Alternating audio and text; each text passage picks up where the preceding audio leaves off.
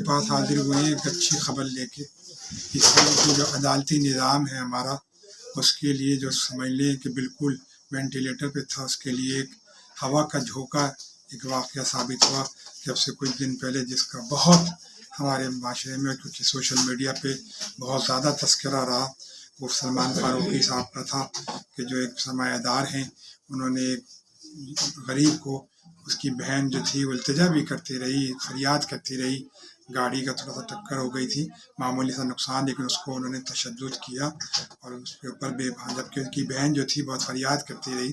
لیکن الحمدللہ کم از کم ایک چیز ضرور ثابت ہوئی کہ اس کو جو ہے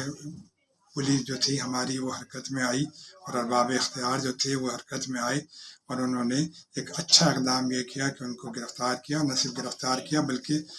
مقدمہ درج کر کے اور چالان بھی پیش کرا۔ اور آج کی تازہ اطلاع یہ ہے کہ ان کو جو ہے عدالت میں بھی پیش کیا گیا تھا کہ جہاں لوگوں نے ان کے ساتھ انتہائی یعنی اپنی نفرت کا اظہار کیا، اور جب بھاگے تو اس پہ ایک وکیل جو تھے انہوں نے ان کے اوپر ایک تھپڑ بھی رسید کر دیا، جو کہ میڈیا پہ بہت زبان عام ہے۔ تو ہم یہ سمجھتے ہیں کہ یہ ایک اچھا اقدام ہے، تاکہ اس سے یہ کہ آئندہ کو کسی غریب کے لیے کہ جو بیچارہ مجبور ہو، بے کس ہو، اس کے اوپر وہ ظلم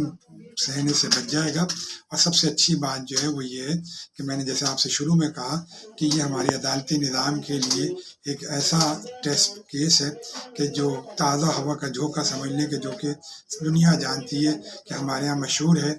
کہ